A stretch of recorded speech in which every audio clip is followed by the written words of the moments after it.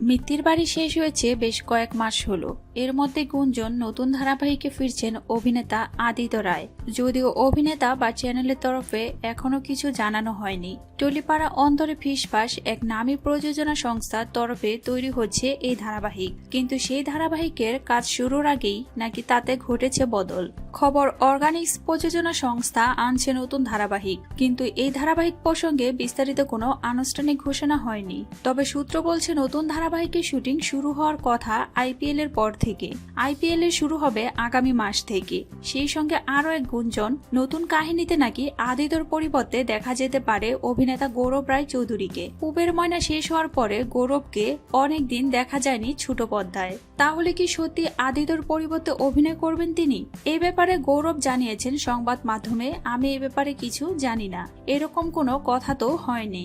গত কয়েক মাসে অভিনেতা মূলত বড় পর্দা এবং ওয়েব সিরিজে অভিনয় করছেন। কলঙ্কিনী ভবন সিরিজে শ্যামপ্তি মদলির সঙ্গে জুটিতে দেখা গিয়েছিল অভিনেতাকে। যদিও এই নতুন ধারাবাহিক নিয়ে কেউ কোনো মন্তব্য করেননি। এর মধ্যে আদিত্য অবশ্য নিজের গানের দলের সঙ্গে বেশ কিছু অনুষ্ঠান করেছেন।